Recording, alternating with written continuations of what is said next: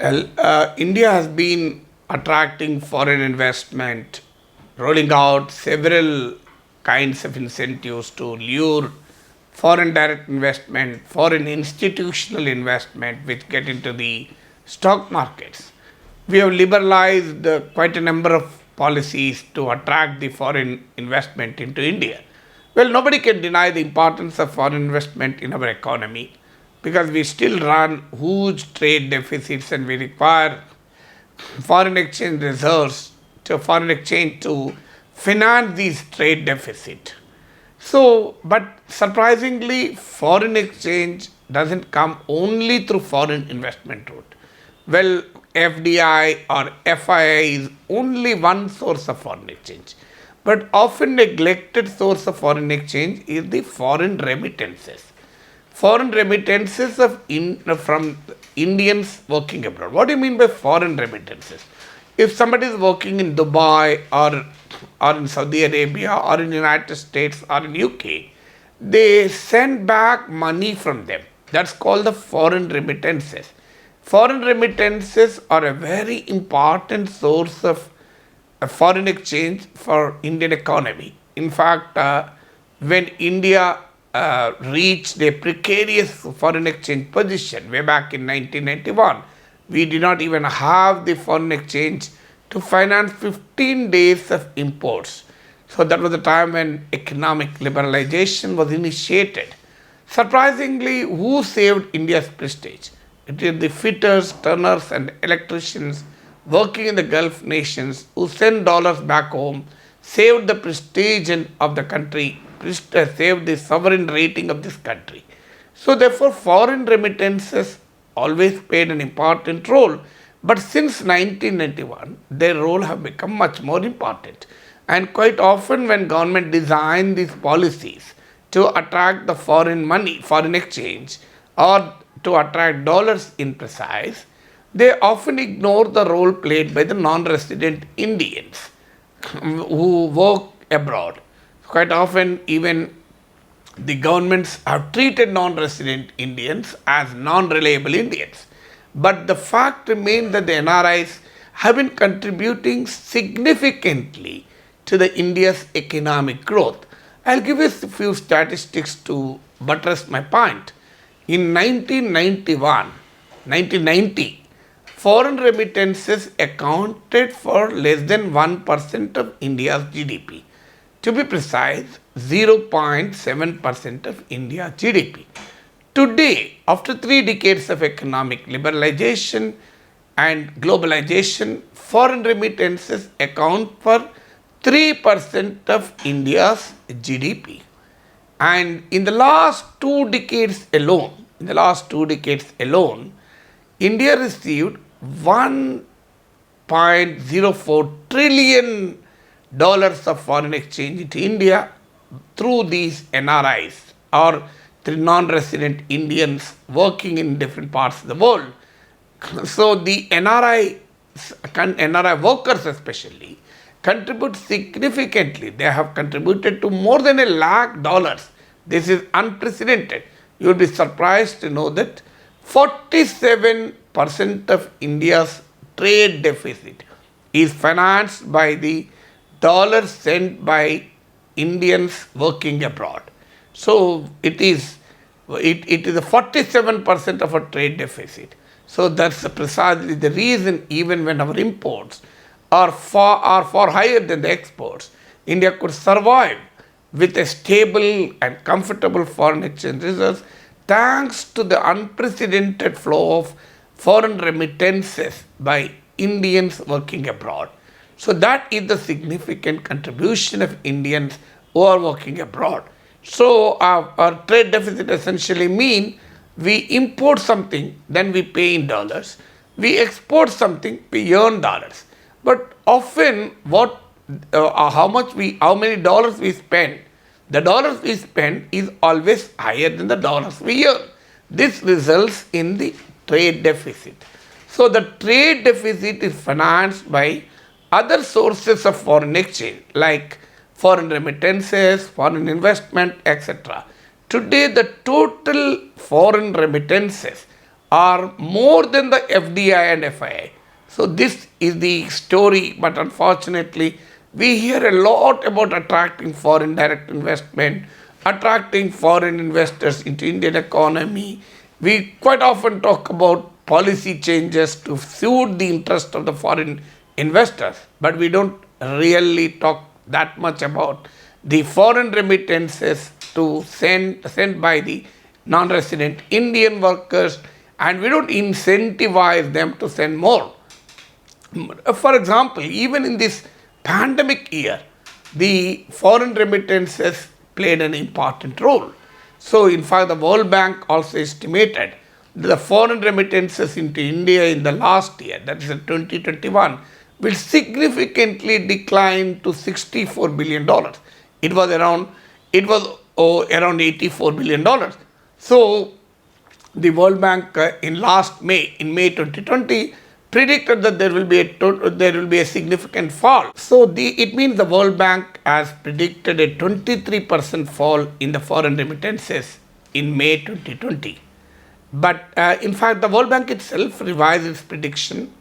It has said in October 2020 that the decline will not be so sharp.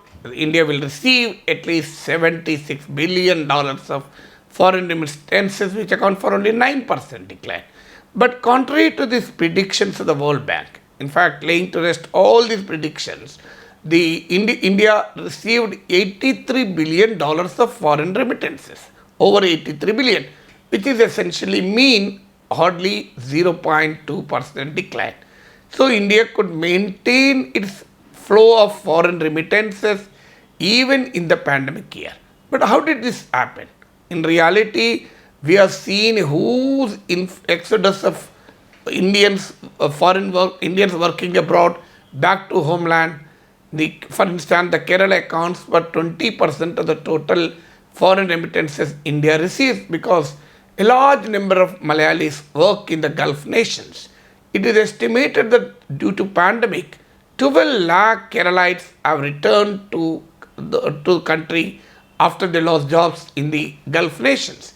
Still, India could maintain higher levels of foreign remittances thanks to the inflow from United States and European nations. So in 1991, the fitters, electricians and turners are working in Saudi Arabia, working in UAE, saved India's prestige. This time it is the NRIs who are working in United States and European Union who saved India from getting into a foreign exchange problem during the pandemic year. Because as I told you, the foreign remittances are very important because our trade deficit is ballooning. Trade deficit essentially means gap between exports and imports. We spend dollars to import, we earn dollars by exporting. But most often, our imports will be higher than the exports. Therefore, we spend more dollars than we earn.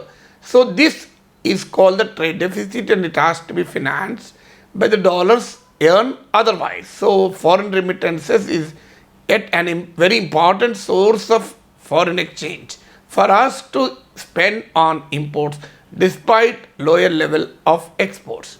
So how did this happen? So this happened precisely because Indian economy has been providing a promising rate of return for these NRIs. So that is possible for several reasons. Why this happened? One reason perhaps is the United States, the interest rates are very low in United States. Even the global economy was in trouble.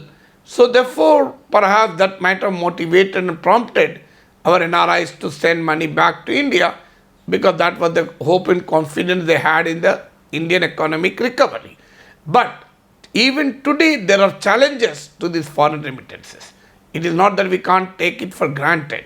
The global economy is in a negative territory. And the World Bank and IMF estimate that the world economy may grow by minus 3.5%, relatively less affected than the Indian economy, because India has grown by minus 7.3% in the pandemic year.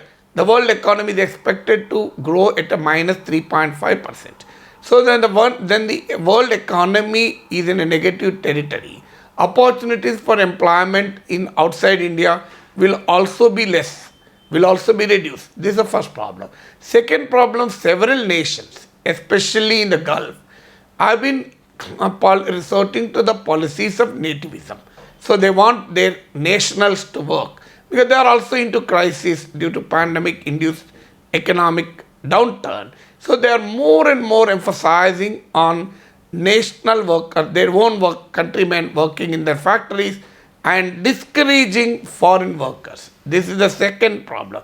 Third problem is there is an increased automation in several parts of the world because they now understand the problem of importing workers from abroad.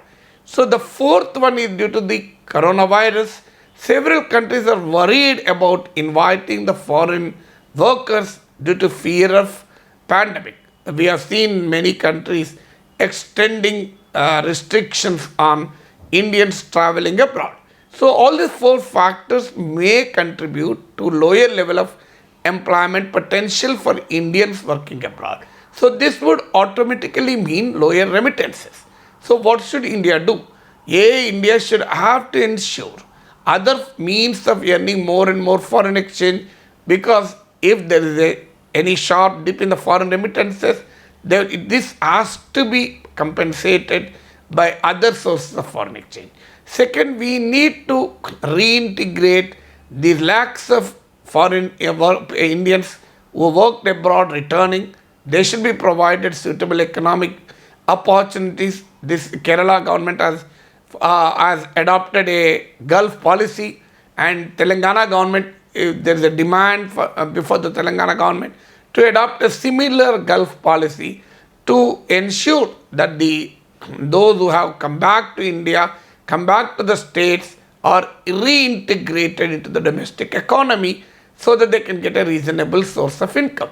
3, we need to improve their skills, because this is an indication today the remittances from Gulf nations have come down, but remittances from United States and Europe have compensated for the loss. This is possible because the Indians working in United States and European Union are actually engaged in the knowledge economy. So knowledge economy, so we need to improve our skills so that Indians, more and more Indians, can able to get jobs abroad also. So earlier it was considered as a brain drain, but today it is being increasingly considered as another means of ensuring economic growth. If so much foreign remittances have not come into India, so we couldn't have ensured such a kind of a robust foreign exchange position in India. So increasingly the role of NRIs in national economic development is recognized even in India.